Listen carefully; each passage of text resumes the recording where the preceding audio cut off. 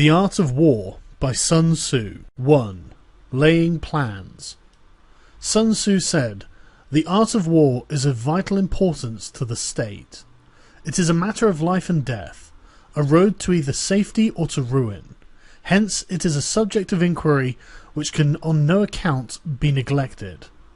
The art of war, then, is governed by 5 constant factors, to be taken into account in one's deliberations, when seeking to determine the conditions obtaining in the field. These are 1. The moral law, 2. Heaven, 3. Earth, 4. The commander, 5. Method and discipline. The moral law causes people to be in complete accord with their ruler, so that they will follow him regardless of their lives, undismayed by any danger. Heaven signifies night and day, cold and heat, times and seasons.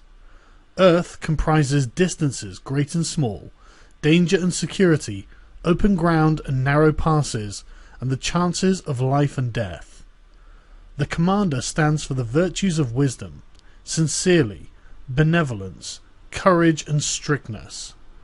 By method and discipline are to be understood the marshalling of the army in its proper subdivisions, the graduations of rank among the officers, the maintenance of roads by which supplies may reach the army, and the control of military expenditure.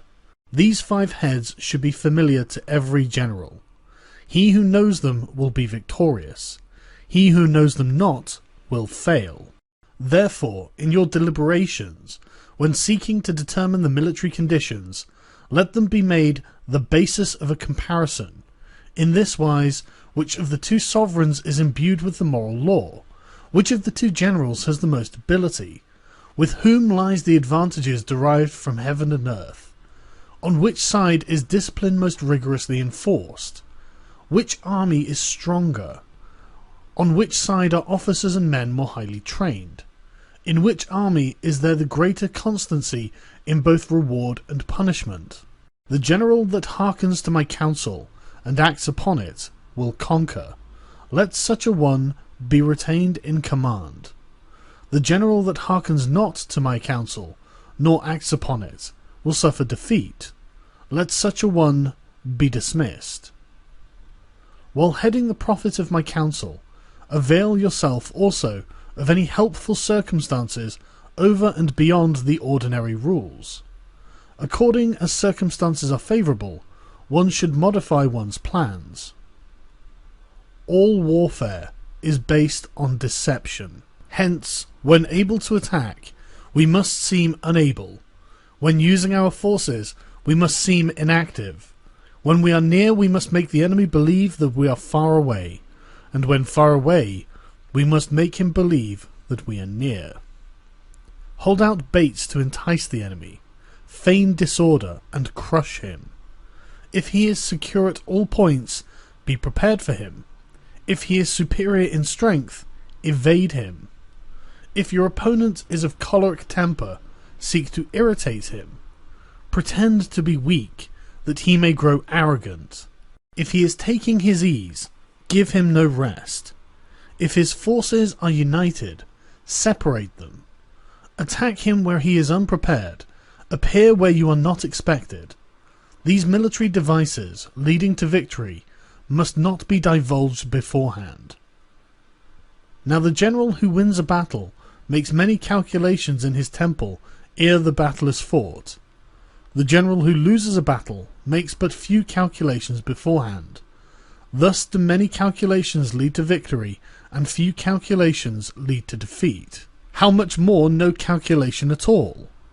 It is by attention to this point that I can foresee who is likely to win or lose. 2. Waging war. Sun Tzu said, "In the operations of war, where there are in the field 1,000 swift chariots, as many heavy chariots, and 100,000 mail-clad soldiers, with provisions enough to carry them 1,000 li, the expenditure at home and at the front, including entertainment of guests, small items such as glue and paint, and sums spent on chariots and armour, will reach the total of 1,000 ounces of silver per day. Such is the cost of raising an army of 100,000 men.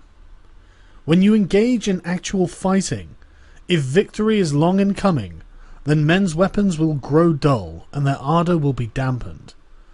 If you lay siege to a town, you will exhaust your strength. Again, if the campaign is protracted, the resources of the state will not be equal to the strain. Now, when your weapons are dulled, your ardour dampened, your strength exhausted and your treasure spent, other chieftains will spring up to take advantage of your extremity. Then no man, however wise, will be able to avert the consequences that must ensue. Thus, though we have heard of stupid haste in war, cleverness has never been associated with long delays. There is no instance of a country having benefited from prolonged warfare. It is only one who is thoroughly acquainted with the evils of war that can thoroughly understand the profitable way of carrying it on. The skilful soldier does not raise a second levy, neither are his supply wagons loaded more than twice. Bring war material with you from home, but forage on the enemy. Thus the army will have food enough for its needs. Poverty of the state exchequer causes an army to be maintained by contributions from a distance. Contributing to maintain an army at a distance causes the people to be impoverished. On the other hand, the proximity of an army causes prices to go up, and high prices cause the people's substance to be drained away. When their substance is drained away, the peasantry will be afflicted by heavy exactions. With this loss of substance and exhaustion of strength, the homes of the people will be stripped bare, and 3/10 of their income will be dissipated, while government expenses for broken chariots, worn-out horses, breastplates and helmets, bows and arrows, spears and shields, protective mantles, draft oxen and heavy wagons will amount to 4/10 of its total revenue. Hence a wise general makes a point of foraging on the enemy. 1 cartload of the enemy's provisions is equivalent to 20 of one's own, and likewise a single picul of his provender is equivalent to 20 from one's own store. Now, in order to kill the enemy, our men must be roused to anger. That there may be advantage from defeating the enemy, they must have their rewards. Therefore, in chariot fighting, when 10 or more chariots have been taken, those should be rewarded who took the first. Our own flags should be substituted for those of the enemy, and the chariots mingled and used in conjunction with ours. The captured soldiers should be treated kindly and kept. This is called using the conquered foe to augment one's own strength. In war, then, let your great object be victory, not lengthy campaigns. Thus it may be known that the leader of armies is the arbiter of the people's fate, the man on whom it depends whether the nation shall be in peace or in peril. 3. Attack by stratagem. Sun Tzu said, "In the practical art of war, the best thing of all is to take the enemy's country whole and intact. To shatter and destroy it is not so good. So too, it is better to recapture an army entire than to destroy it, to capture a regiment, a detachment, or a company entire than to destroy them. Hence, to fight and conquer in all of your battles is not supreme excellence. Supreme excellence consists in breaking the enemy's resistance without fighting. Thus, the highest form of generalship is to balk the enemy's plans. The next best is to prevent the junction of the enemy's forces. The next in order is to attack the enemy's army in the field, and the worst policy of all is to besiege walled cities. The rule is not to besiege walled cities if it can possibly be avoided. The preparation of mantlets, movable shelters, and other various implements of war will take up 3 whole months, and the piling up of mounds over and against the walls will take 3 months more. The general, unable to control his irritation, will launch his men to the assault like swarming ants, with the result that 1/3 of his men are slain, while the town remains untaken. Such are the disastrous effects of a siege. Therefore the skilful leader subdues the enemy troops without any fighting. He captures their cities without laying siege to them. He overthrows their kingdom without lengthy operations in the field. With his forces intact, he will dispute the mastery of the empire, and thus, without losing a man, his triumph will be complete. This is the method of attacking by stratagem. It is the rule in war, if our forces are 10 to the enemy's 1, to surround him. If 5 to the enemy's 1, attack him. If twice as numerous, divide our army into 2. If equally matched, we can offer battle. If slightly inferior in numbers, we can avoid the enemy. If quite unequal in every way, we can flee from him. Hence, though an obstinate fight may be made by a small force, in the end it must be captured by the larger force. Now the general is the bulwark of the state. If the bulwark is complete at all points, the state will be strong. If the bulwark is defensive, the state will be weak. There are 3 ways in which a ruler can bring misfortune upon his army. 1. By commanding the army to advance or to retreat, being ignorant of the fact that it cannot obey. This is called hobbling the army. 2. By attempting to govern an army in the same way as he administers a kingdom, being ignorant of the conditions which obtain in an army. This causes restlessness in the soldiers' minds. 3. By employing the officers of his army without discrimination, through ignorance of the military principle of adaptation to circumstances. This shakes the confidence of the soldiers. But when the army is restless and distrustful, trouble is sure to come from other feudal princes. This is simply bringing anarchy into the army, and flinging victory away. Thus we may know that there are 5 essentials for victory. 1. He will win who knows when to fight and when not to fight. 2. He will win who knows how to handle both superior and inferior forces. 3. He will win whose army is animated by the same spirit throughout all its ranks. 4. He will win who, prepared himself, waits to take the enemy unprepared. 5. He will win who has military capacity and is not interfered with by the sovereign.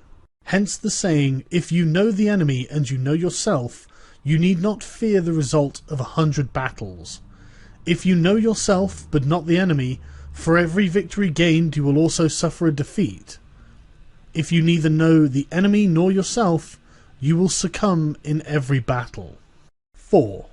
Tactical dispositions.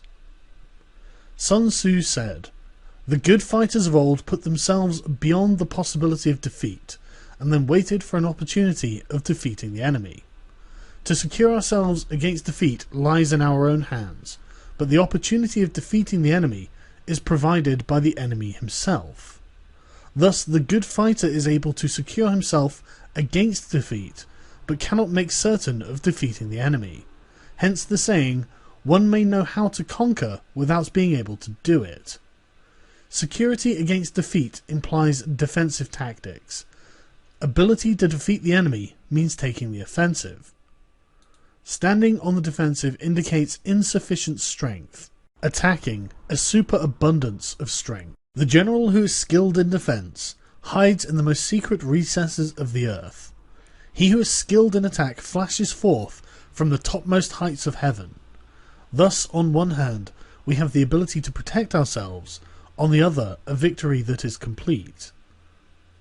To see victory only when it is within the ken of the common herd is not the acme of excellence. Neither is it the acme of excellence when you fight and conquer and the whole empire says, "Well done." To lift an autumn hair is no sign of great strength. To see the sun and moon is no sign of sharp sight. To hear the noise of thunder is no sign of a quick ear. What the ancients called a clever fighter is one who not only wins, but excels in winning with ease. Hence his victories bring him neither reputation for wisdom nor credit for courage. He wins his battles by making no mistakes. Making no mistakes is what establishes the certainty of victory, for it means conquering an enemy that is already defeated. Hence the skillful fighter puts himself into a position which makes defeat seem impossible, and does not miss the moment for defeating the enemy. Thus it is in war that the victorious strategist seeks only battle after the victory has been won, whereas he who is destined to defeat fights first and looks afterwards for victory. The consummate leader cultivates the moral law, and strictly adheres to method and discipline. Thus, it is in his power to control success. In respect of the military method, we have firstly, measurement, secondly, estimation of quality, thirdly, calculation, fourthly, balancing of chances, fifthly, victory. Measurement owes its existence to earth, estimation of quality to measurement, calculation to estimation of quality, balancing of chances to calculation, and victory to balancing of chances. A victorious army opposed to a routed one is a pound's weight placed on the scale against a single grain. The onrush of a conquering force is like the bursting of pent-up waters into a chasm 1,000 fathoms deep. 5. Energy. Sun Tzu said, "The control of a large force is the same principle as the control of a few men. It is merely a question of dividing up their numbers." Fighting with a large army under your command is nowise different from fighting with a small one. It is merely a question of instituting signs and signals. To ensure that your whole host may withstand the brunt of an enemy's attack and remain unshaken, this is effected by maneuvers, direct and indirect. That the impact of your army may be like a grindstone dashed against an egg, this is effected by the science of weak points and strong. In all fighting, the direct method may be used for joining battle, but indirect methods will be needed in order to secure victory. Indirect tactics, efficiently applied, are inexhaustible as heaven and earth, unending as the flow of the rivers and streams. Like the sun and moon, they end but to begin anew. Like the 4 seasons, they pass away to return once more. There are not more than 5 musical notes, yet the combination of these 5 gave rise to more melodies than can ever be heard.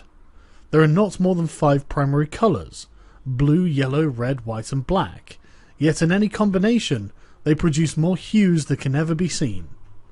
There are not more than 5 cardinal tastes, sour, acrid, salt, sweet and bitter, yet combinations of them yield more flavours than can ever be tasted. In battle, there are not more than 2 methods of attack, the direct and the indirect, yet these 2 in combination can give rise to an endless series of manoeuvres. The direct and indirect lead on to each other in turn. It is like moving in a circle, you never come to an end. Who can exhaust the possibilities of their combination? The onset of troops is like the rush of a torrent, which will even roll stones along in its course. The quality of decision is like the well-timed swoop of a falcon, which enables it to strike and destroy its victim. Therefore the good fighter will be terrible in his onset and prompt in his decision. Energy may be likened to the bending of a crossbow, decision to the releasing of a trigger. Amid the turmoil and tumult of battle, there may be seeming disorder, and yet no real disorder at all. Amid confusion and chaos, your array may be without head or tail, yet it will be proof against defeat. Simulated disorder postulates perfect discipline. Simulated fear postulates courage. Simulated weakness postulates strength. Hiding order beneath the cloak of disorder is simply a question of subdivision. Concealing courage under a show of timidity presupposes a fund of latent energy. Masking strength with weakness is to be effected by tactical dispositions. Thus, one who is skillful at keeping the enemy on the move maintains deceitful appearances, according to which the enemy will act. He sacrifices something that the enemy may snatch at it. By holding out baits, he keeps him on the march. Then with a body of picked men he lies in wait for him. The clever combatant looks to the effect of combined energy, and does not require too much from individuals. Hence his ability to pick out the right men and utilize combined energy. When he utilizes combined energy, his fighting men become, as it were, like unto rolling stones or logs, for it is the nature of a log or stone to remain motionless on level ground, and to move when on a slope. If four-cornered, it will come to a standstill, but if round-shaped, it will go rolling down. Thus the energy developed by good fighting men is as the momentum of a round stone rolled down a mountain thousands of feet in height. So much on the subject of energy. 6. Weak points and strong. Sun Tzu said, "Whoever is first in the field and awaits the coming of the enemy will be fresh for the fight. Whoever is second in the field and has to hasten to battle will arrive exhausted." Therefore, the clever combatant imposes his will on the enemy, but does not allow the enemy's will to be imposed on him. By holding out advantages to him, he can cause the enemy to approach of his own accord, or, by inflicting damage, he can make it impossible for the enemy to draw near. If the enemy is taking his ease, he can harass him. If well supplied with food, he can starve him out. If quietly encamped, he can force him to move. Appear at points which the enemy must hasten to defend. March swiftly to places where you are not expected. An army may march great distances without distress if it marches through the country where the enemy is not. You can be sure of succeeding in your attacks if you only attack places which are undefended. You can ensure the safety of your defense if you only hold positions that cannot be attacked. Hence, the general is skillful in attack whose opponent does not know what to defend, and he is skillful in defense whose opponent does not know what to attack. O divine art of subtlety and secrecy! Through you we learn to be invisible, through you inaudible, and hence we can hold the enemy's fate in our hands. You may advance and be absolutely irresistible if you make for the enemy's weak points. You may retire and be safe from pursuit if your movements are more rapid than those of the enemy. If we wish to fight, we can prevent the enemy from engaging us even though the lines of our encampment be merely traced out on the ground. All we need to do is throw something odd and accountable in his way. By discovering the enemy's dispositions and remaining invisible ourselves, we can keep our forces concentrated while the enemy's must be divided. We can form a single united body while the enemy must split his up into fractions. Hence there will be a whole pitted against separate parts of a whole, which means that we shall be many to the enemy's few. And if we are able thus to attack an inferior force with a superior one, our opponents will be in dire straits. The spot where we intend to fight must not be made known, for then the enemy will have to prepare against a possible attack at several different points. And if his forces being thus distributed in many directions, the numbers we shall have to face at any given point will be proportionally few. For should the enemy strengthen his van, he will weaken his rear. Should he strengthen his rear, he will weaken his van. Should he strengthen his left, he will weaken his right. Should he strengthen his right, he will weaken his left. If he sends reinforcements everywhere, he will everywhere be weak. Numerical weakness comes from having to prepare against possible attacks. Numerical strength from compelling our adversary to make these preparations against us. Knowing the place and time of the coming battle, we may concentrate from the greatest distances in order to fight. But if neither the time nor the place be known, then the left wing will be impotent to succour the right, and the right equally impotent to succour the left, the van unable to relieve the rear, or the rear unable to support the van. How much more so if the furthest portions of the army are anything under 100 li apart, and even the nearest are separated by several li. Though according to my estimate, the soldiers of Yue exceed our own in number, that shall advantage them nothing in the matter of victory. I say then that victory can be achieved. Though the enemy be stronger in numbers, we may prevent him from fighting. Scheme so as to discover his plans and the likelihood of their success. Rouse him and learn the principle of his activity or inactivity. Force him to reveal himself so as to find out his vulnerable spots. Carefully compare the opposing army with your own, so that you may know where the strength is superabundant and where it is deficient. In making tactical dispositions, the highest pitch you can attain is to conceal them. Conceal your dispositions, and you will be safe from the prying of the subtlest spies, from the machinations of the wisest brains. How victory may be produced for them, out of the enemy's own tactics, that is what the multitude cannot comprehend. All men can see the tactics whereby I conquer, but what none can see is the strategy out of which victory is evolved. Do not repeat the tactics which have gained you one victory, but let your methods be regulated by the infinite variety of circumstances. Military tactics are like unto water, for water in its natural course runs away from high places and hastens downwards. So in war the way is to avoid what is strong and to strike at what is weak. Water shapes its course according to the nature of the ground over which it flows. The soldier works out his victory in relation to the foe whom he is facing. Therefore, just as water retains no constant shape, so in warfare there are no constant conditions. He who can modify his tactics in relation to his opponent, and thereby succeed in winning, may be called a heaven-born captain. The 5 elements, water, fire, wood, metal, and earth, are not always equally predominant. The 4 seasons make way for each other in turn. There are short days and long. The moon has its periods of waning and waxing. 7. Maneuvering. Sun Tzu said, "In war the general receives his commands from the sovereign.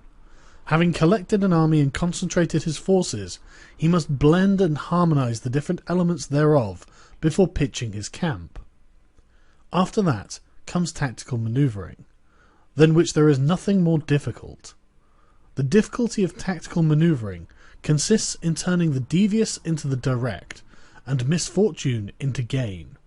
Thus, to take a long and circuitous route after enticing the enemy out of the way, and though starting after him, to contrive to reach the goal before him, shows knowledge of the artifice of deviation.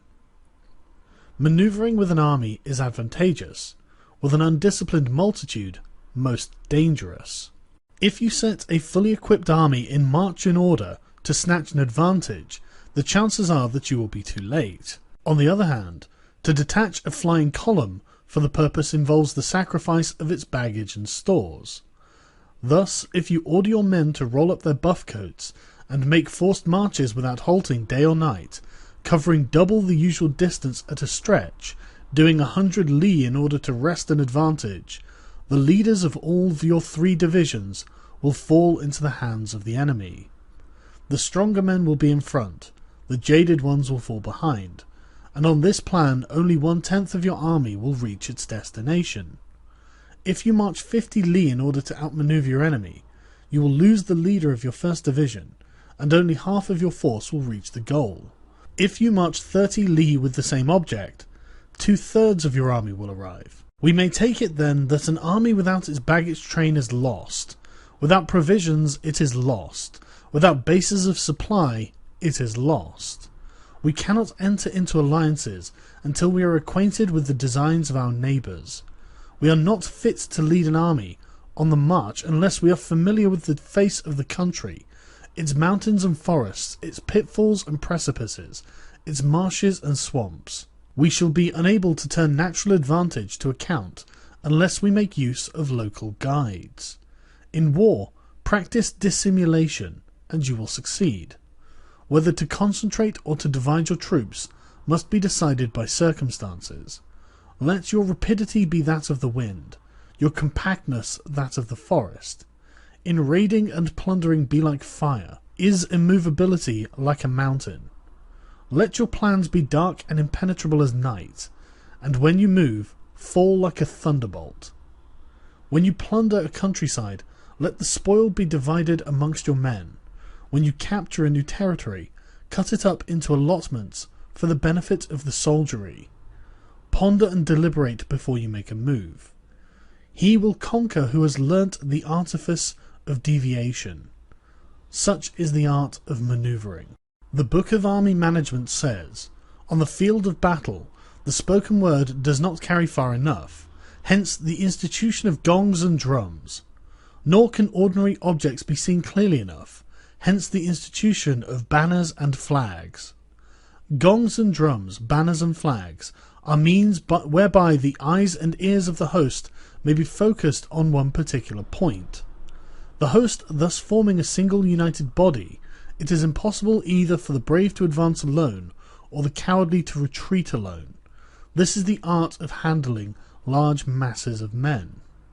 In night fighting, then, make such use of signal fires and drums, and in fighting by day of flags and banners, as a means of influencing the ears and eyes of your army. A whole army may be robbed of its spirit. A commander-in-chief may be robbed of his presence of mind. Now a soldier's spirit is keenest in the morning. By noonday it has begun to flag, and in the evening his mind is bent only on returning to camp. A clever general, therefore, avoids an army when its spirit is keen, but attacks it when it is sluggish and inclined to return. This is the art of studying moods. Disciplined and calm, to wait the appearance of disorder and hubbub amongst the enemy. This is the art of retaining self-possession. To be near the goal while the enemy is still far from it, to wait at ease while the enemy is toiling and struggling, to be well fed while the enemy is famished. This is the art of husbanding one's strength. To refrain from intercepting an enemy whose banners are in perfect order.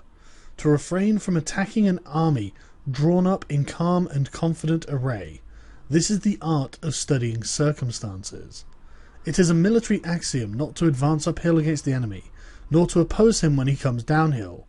Do not pursue an enemy who simulates flight. Do not attack soldiers whose temper is keen. Do not swallow bait offered by the enemy. Do not interfere with an army that is returning home. When you surround an army, leave it an outlet free. Do not press a desperate foe too hard.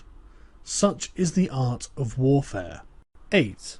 Variation in tactics. Sun Tzu said, "In war, the general receives his commands from the sovereign, and collects his army, and concentrates his forces. When in difficult country, do not encamp. In country where high roads intersect, join hands with your allies. Do not linger in dangerously isolated positions. In hemmed-in situations, you must resort to stratagem. In desperate position, you must fight. There are roads which must not be followed, armies which must not be attacked, towns which must be besieged, positions which must not be contested, commands of the sovereign which must not be obeyed." The general who thoroughly understands the advantages that accompany variation of tactics knows how to handle his troops. The general who does not understand these may well be acquainted with the configuration of the country, yet he will not be able to turn his knowledge to practical account. So, the student of war who is unversed in the art of war, of varying his plans, even though he be acquainted with the 5 advantages, will fail to make best use of his men. Hence, in the wise leader's plans, considerations of advantage and of disadvantage will be blended together. If our expectation of advantage be tempered in this way, we may succeed in accomplishing the essential part of our schemes. If, on the other hand, in the midst of difficulties we are always ready to seize an advantage, we may extricate ourselves from misfortune. Reduce the hostile chiefs by inflicting damage on them, and make trouble for them, and keep them constantly engaged. Hold out specious allurements, and make them rush to any given point. The art of war teaches us to rely not on the likelihood of the enemy's not coming, but on our own readiness to receive him, not on the chance of his not attacking, but rather on the fact that we have made our position unassailable. There are 5 dangerous faults which may affect a general. 1. Recklessness, which leads to destruction. 2. Cowardice, which leads to capture. 3. A hasty temper, which can be provoked by insults. 4. A delicacy of honour, which is sensitive to shame. 5. Over-solicitude for his men, which exposes him to worry and trouble. These are the 5 besetting sins of a general, ruinous to the conduct of war. When an army is overthrown and its leader slain, the cause will surely be found amongst these 5 dangerous faults. Let them be a subject of meditation. 9. The army on the march. Sun Tzu said, "We come now to the question of encamping the army, and observing the signs of the enemy. Pass quickly over mountains and keep in the neighbourhood of valleys. Camp in high places, facing the sun. Do not climb heights in order to fight. So much for mountain warfare. After crossing a river, you should get far away from it. When an invading force crosses a river on its onward march, do not advance to meet it midstream. It will be best to let half the army get across, and then deliver your attack. If you are anxious to fight, you should not go to meet the invader near a river which he has to cross. Moor your craft higher up than the enemy and facing the sun. Do not move upstream to meet the enemy. So much for river warfare. In crossing salt marshes, your sole concern should be to get over them quickly without any delay.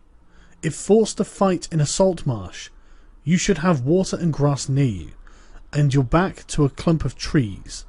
So much for operations in salt marshes. In dry, level country, take up an easily accessible position with rising ground to your right and on your rear, so that the danger may be in front and safety lie behind. So much for campaigning in flat country. These are the 4 useful branches of military knowledge which enabled the Yellow Emperor to vanquish 4 several sovereigns. All armies prefer high ground to low, and sunny places to dark.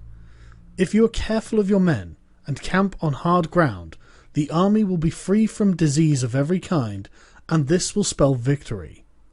When you come to a hill or a bank, occupy the sunny side, with the slope on your right rear.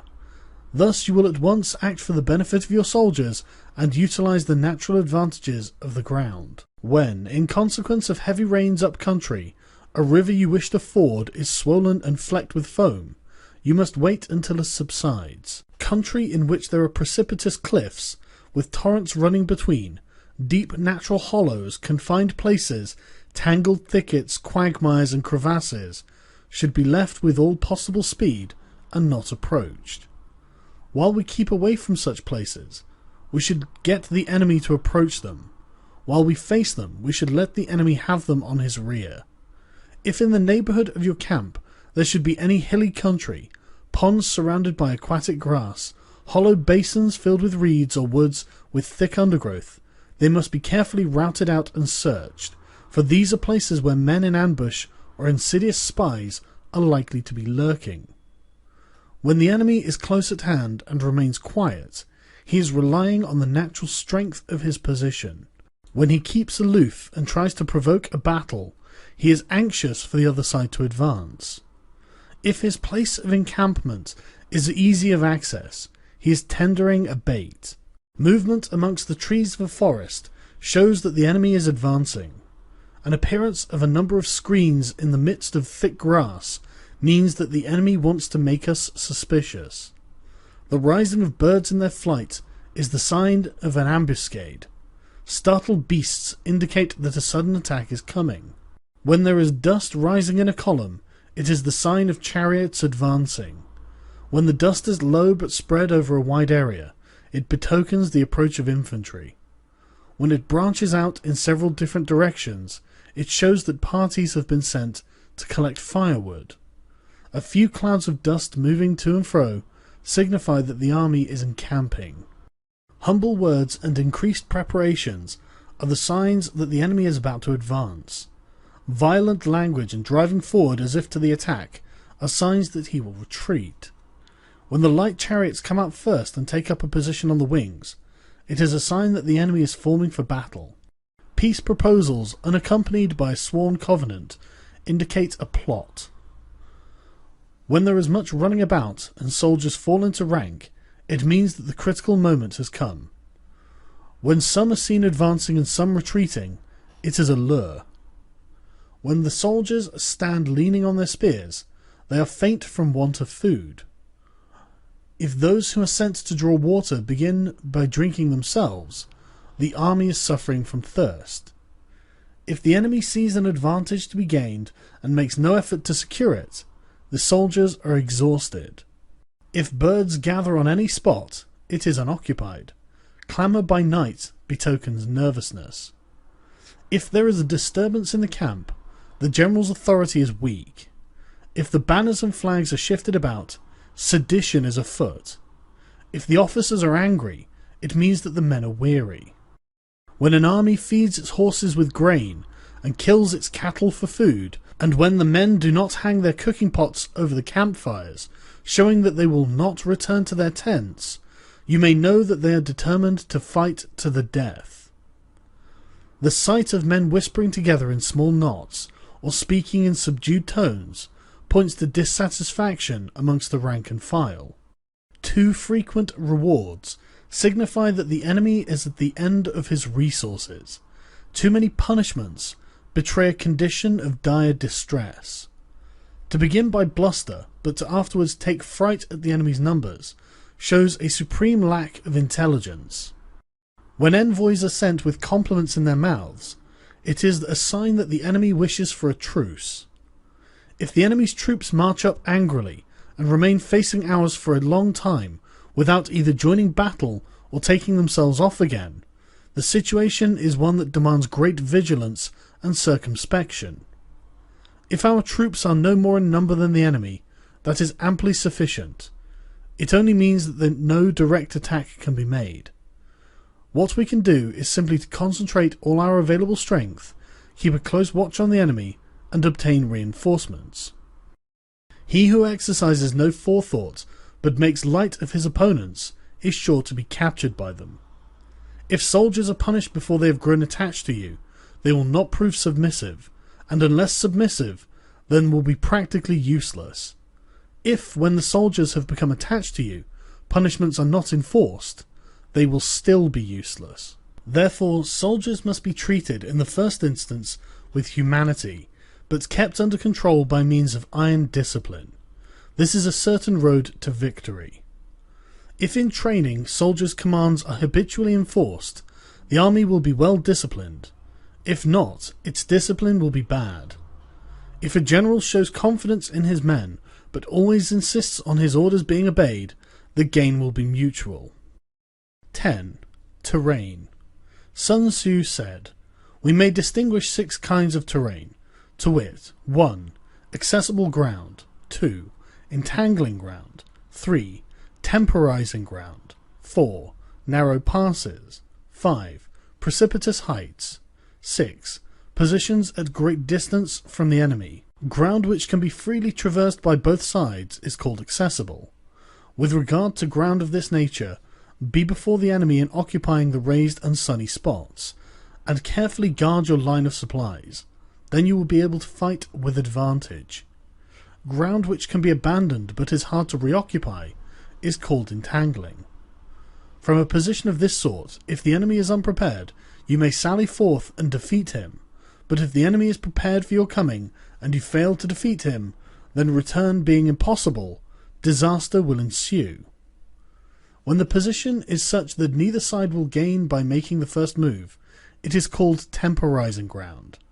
In a position of this sort, even though the enemy should offer us an attractive bait, it will be advisable not to stir forth, but rather to retreat, thus enticing the enemy in his turn.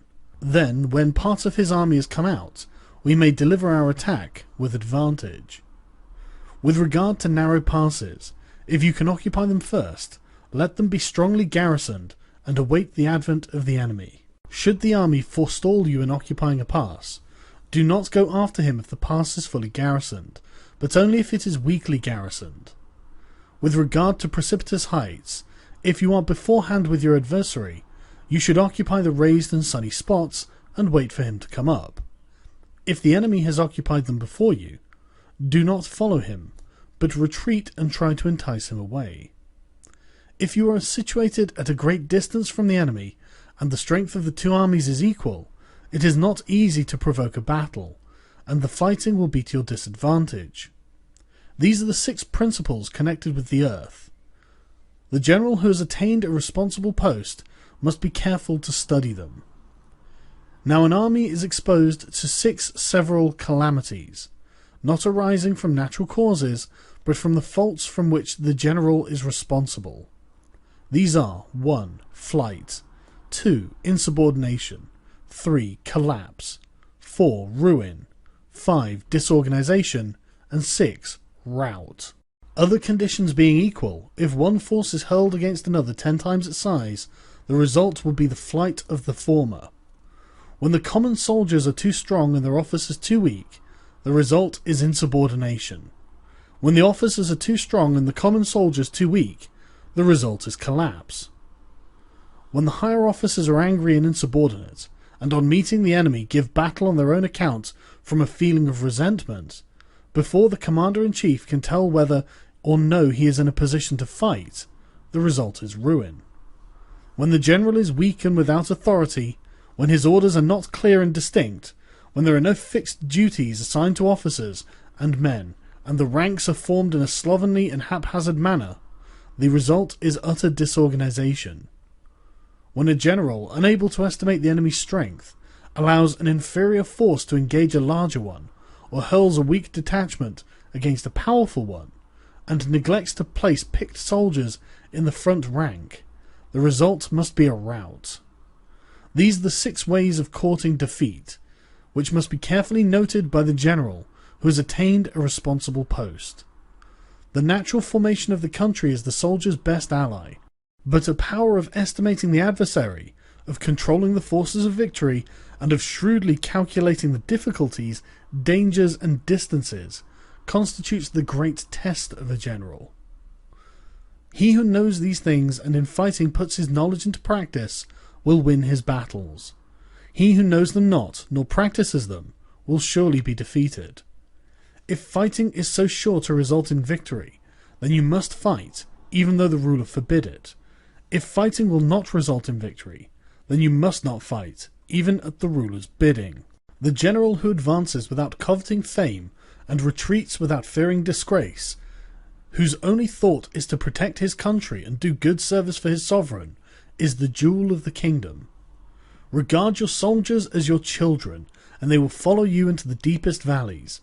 Look upon them as your own beloved sons, and they will stand by you even unto death. However, if you are indulgent, but unable to make your authority felt, kind-hearted, but unable to enforce your commands, and incapable, moreover, of quelling disorder, then your soldiers must be likened to spoilt children. They are useless for any practical purpose.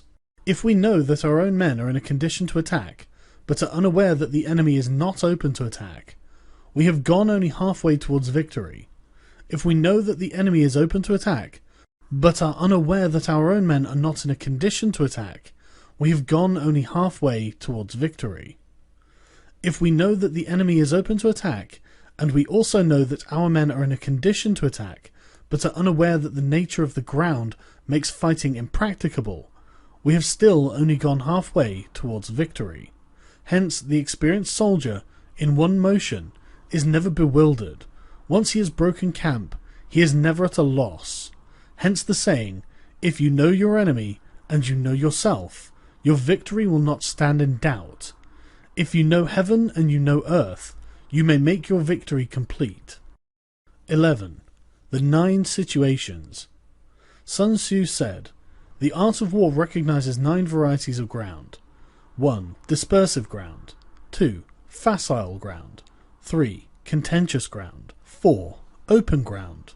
5. Ground of intersecting highways. 6. Serious ground. 7. Difficult ground. 8. Hemmed-in ground. And 9. Desperate ground.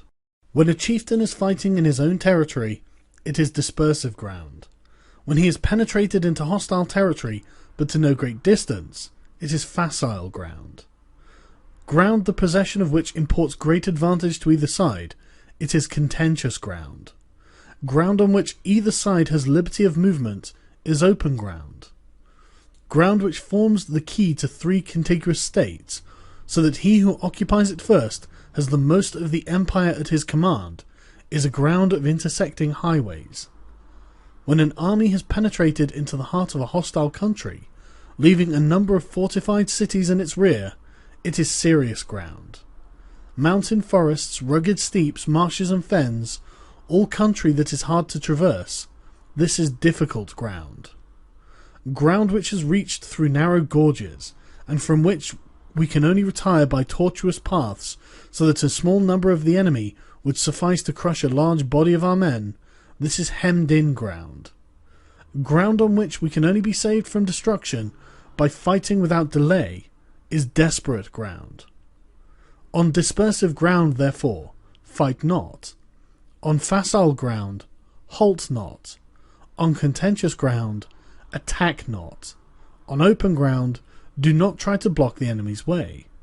On the ground of intersecting highways, join hands with your allies. On serious ground, gather in plunder. On difficult ground, keep steadily on the march. On hemmed-in ground, resort to stratagem. On desperate ground, fight.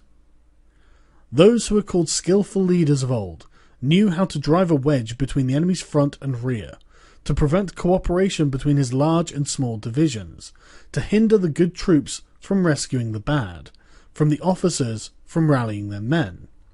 When the enemy's men were united, they managed to keep them in disorder. When it was to their advantage, they made a forward move. When otherwise, they stopped still. If asked how to cope with a great host of the enemy in orderly array and on the point of marching to the attack, I should say, begin by seizing something which your opponent holds dear. Then he will be amenable to your will. Rapidity is the essence of war. Take advantage of the enemy's unreadiness. Make your way by unexpected routes and attack unguarded spots. The following are the principles to be observed by an invading force. The further you penetrate into a country, the greater will be the solidarity of your troops, and thus the defenders will not prevail against you. Make forays into fertile country in order to supply your army with food. Carefully study the well-being of your men, and do not overtax them. Concentrate your energy and hoard your strength. Keep your army continually on the move, and devise unfathomable plans. Throw your soldiers into positions whence there is no escape, and they will prefer death to flight. If they will face death, there is nothing that they may not achieve. Officers and men alike will put forth their utmost strength. Soldiers, when in desperate straits, lose the sense of fear. If there is no place of refuge, they will stand firm. If they are in hostile country, they will show a stubborn front. For if there is no help for it, they will fight hard. Thus, without waiting to be marshalled, the soldiers will constantly be on the qui-vive. Without waiting to be asked, they will do your will. Without restrictions, they will be faithful. Without giving orders, they can be trusted. Prohibit the taking of omens, and do away with superstitious doubts. Then, until death itself comes, no calamity need be feared. If our soldiers are not overburdened with money, it is not because they have a distaste for riches. If their lives are not unduly long, it is not because they are disinclined to longevity. On the day they are ordered out to battle, your soldiers may weep, those sitting up bedewing their garments, and those lying down letting the tears run down their cheeks. But let them once be brought to bay, and they will display the courage of a Chu or a Q. The skillful tactician may be likened to the Shuai Yuan. Now the Shuai Yuan is a snake that is found amongst the Chuang Mountains. Strike at its head, and you will be attacked by its tail. Strike at its tail, and you will be attacked by its head. Strike at its middle, and you will be attacked by head and tail both. Asked if an army can be made to imitate the Shuai Yuan, I should answer yes, for the men of Wu and the men of Ye are enemies, yet if they are crossing a river in the same boat and are caught by a storm, they will come to each other's assistance, just as the left hand helps the right. Hence it is not enough to put one's trust in the tethering of horses and the burying of chariot wheels into the ground. The principle on which to manage an army is to set up one standard of courage which all must reach. How to make the best of both strong and weak, that is a question involving the proper use of ground. Thus the skillful general conducts his army just as though he were leading a single man, willy-nilly by the hand. It is the business of a general to be quiet, and thus ensure secrecy, upright and just, and thus maintain order. He must be able to mystify his officers and men by false reports and appearances, and thus keep them in total ignorance. By altering his arrangements and changing his plans, he keeps the enemy without definite knowledge. By shifting his camp and taking circuitous routes, He prevents the enemy from anticipating his purpose. But at the critical moment, the leader of an army acts like one who has climbed up a height and then kicks away the ladder behind him. He carries his men deep into hostile territory before he shows his hand. He burns his boats and breaks his cooking pots like a shepherd driving a flock of sheep. He drives his men this way and that, and knows nothing whither he is going. To muster his host and bring it into danger, this may be termed the business of a general. The different measures suited to the 9 varieties of ground, the expediency of aggressive or defensive tactics, the fundamental laws of human nature, these are the things that must most certainly be studied. When invading hostile territory, the general principle is that penetrating deeply brings cohesion, but penetrating but a short way means dispersion. When you leave your own country behind and take your army across neighbourhood territory, you find yourself on critical ground. When there are means of communication on all 4 sides, the ground is one of intersecting highways. When you penetrate deeply into a country, it is serious ground, but when you penetrate a little way, it is facile ground. When you have the enemy's strongholds on your rear and narrow passes in front, it is hemmed-in ground.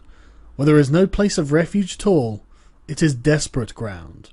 Therefore, on dispersive ground, I would inspire my men with unity of purpose. On facile ground, I would see to it that there is close connection between all parts of my army. On contentious ground, I would hurry up my rear. On open ground, I would keep a vigilant eye on my defences. On ground of intersecting highways, I would consolidate my alliances. On serious ground, I would try to ensure a continuous stream of supplies. On difficult ground, I would keep pushing along the road. On hemmed-in ground, I would block any way of retreat. On desperate ground, I would proclaim to my soldiers the hopelessness of saving their lives. For it is the soldier's disposition to offer an obstinate resistance when surrounded, to fight hard when he cannot help himself, and to obey promptly when he has fallen into danger. We cannot enter into an alliance with neighbouring princes until we are acquainted with their designs. We are not fit to lead an army on the march unless we are familiar with the face of the country, its mountains and forests, its pitfalls and precipices, its marshes and swamps. We shall be unable to turn natural advantages to account unless we make use of local guides. To be ignored in any one of the following 4 or 5 principles does not befit a warlike prince. When a warlike prince attacks a powerful state, his generalship shows itself in preventing the concentration of the enemy's forces. He overawes his opponents, and their allies are prevented from joining against him. Hence he does not strive to ally himself with all and sundry, nor does he foster the power of other states. He carries out his own secret designs, keeping his antagonists in awe. Thus he is able to capture their cities and overthrow their kingdoms. Bestow rewards without regard to rule, issue orders without regard to previous arrangements, and you will be able to handle a whole army as though you had to do but a single man. Confront your soldiers with the deed itself. Never let them know your design. When the outlook is bright, bring it before their eyes, but tell them nothing when the situation is gloomy. Place your army in deadly peril, and it will survive. Plunge it into desperate straits, and it will come off in safety. For it is precisely when a force has fallen into harm's way that it is capable of striking a blow for victory. Success in warfare is gained by carefully accommodating ourselves to the enemy's purpose. By persistently hanging on the enemy's flank, we shall succeed in the long run in killing the commander-in-chief. This is called ability to accomplish a thing by sheer cunning.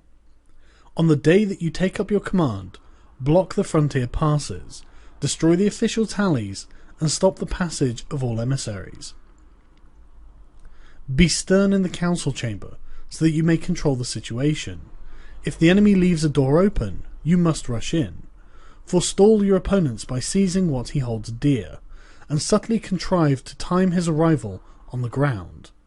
Walk in the path defined by rule, and accommodate yourself to the enemy until you can fight a decisive battle.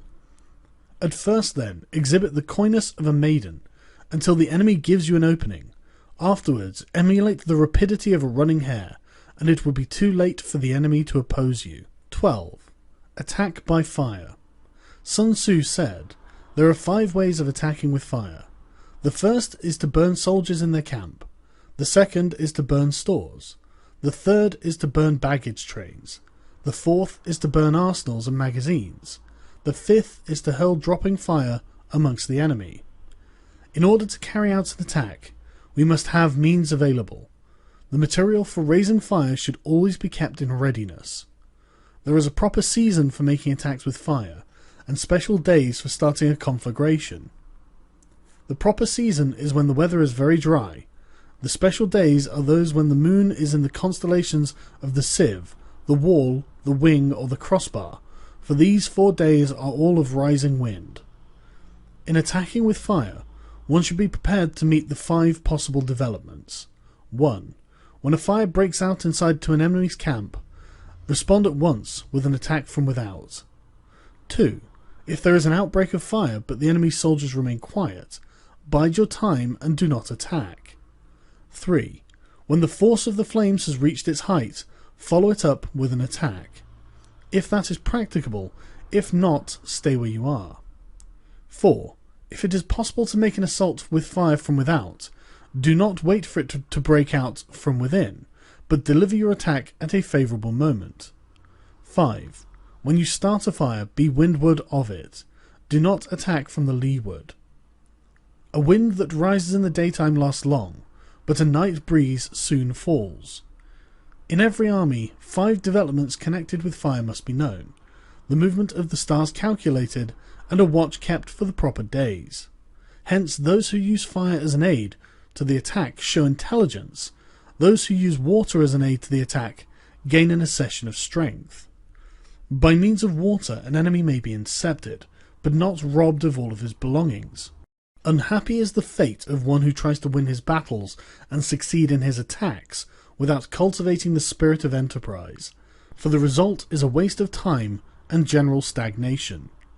Hence the saying, "The enlightened ruler lays his plans well ahead, the good general cultivates his resources." Move not unless you see an advantage. Use not your troops unless there is something to be gained. Fight not unless the position is critical. No ruler should put troops into the field merely to gratify his own spleen. No general should fight a battle simply out of pique. If it is to your advantage, make a forward move. If not, stay where you are. Anger may in time change to gladness. Vexation may be succeeded by content. But a kingdom that has once been destroyed can never again come into being, nor can the dead ever be brought back to life. Hence the enlightened ruler is heedful, and the good general full of caution. This is the way to keep a country at peace and an army intact. 13. The use of spies. Sun Tzu said, "Raising a host of 100,000 men and marching them great distances entails heavy loss on the people and a drain on the resources of the state. The daily expenditure will amount to 1,000 ounces of silver. There will be a commotion at home and abroad, and men will drop down exhausted on the highways. As many as 700,000 families will be impeded in their labour. Hostile armies may face each other for years, striving for the victory which is decided in a single day. This being so, to remain in ignorance of the enemy's condition, simply because one grudges the outlay of a few hundred ounces of silver in honours and emoluments, is the height of inhumanity. One who acts thus is no leader of men, no present help to his sovereign, and no master of victory. Thus, what enables the wise sovereign and the good general to strike and conquer and achieve things beyond the reach of ordinary men is foreknowledge. Now this foreknowledge cannot be elicited from spirits, it cannot be obtained inductively from experience, nor by any deductive calculation. Knowledge of the enemy's dispositions can only be obtained from other men. Hence the use of spies, there are 5 classes. 1. Local spies. 2. Inward spies. 3. Converted spies. 4. Doomed spies. 5. Surviving spies. When these 5 kinds of spy are all at work, none can discover the secret system. This is what is called divine manipulation of the threads. It is the sovereign's most precious faculty. Having local spies means employing the services of inhabitants of a district. Having inward spies, making use of the officials of the enemy. Having converted spies, getting hold of the enemy spies and using them for our own purposes. Having doomed spies, doing certain things openly for purposes of deception and allowing our spies to know of them and report them to the enemy. Surviving spies are finally those who bring back news from the enemy's camp. Hence it is that which none in the whole army are more intimate relations to be maintained than with spies. None should be more liberally rewarded. In no other business should greater secrecy be preserved. Spies cannot be usefully employed without a certain intuitive sagacity. They cannot be properly managed without benevolence and straightforwardness. Without subtle ingenuity of mind, one cannot make certain the truth of their reports. Be subtle, and use your spies for every kind of business. If a secret piece of news is divulged by a spy before the time is ripe, he must be put to death together with the man to whom the secret was told. Whether the object be to crush an army, to storm a city, or to assassinate an individual, it is always necessary to begin by finding out the names of the attendants, the aides de camp, the doorkeepers and sentries of the general in command. Our spies must be commissioned to ascertain these. The enemy's spies who have come to spy on us must be sought out, tempted with bribes, led away and comfortably housed. Thus they will become converted spies, and available for our service. It is through the information brought by the converted spy that we are able to acquire and employ local and inward spies. It is owing to his information again that we can cause the doomed spy to carry false tidings to the enemy. Lastly, it is by his information that the surviving spy can be used on appointed occasions. The end and aim of all spying in its 5 varieties is knowledge of the enemy, and this knowledge can only be derived in the first instance from the converted spy. Hence it is essential that the converted spy be treated with the utmost liberality. Of old, the rise of the Yin dynasty was due to Ai Qi, who had served under Hisa. Likewise, the rise of the Chu dynasty was due to Liu Ya, who had served under Yin.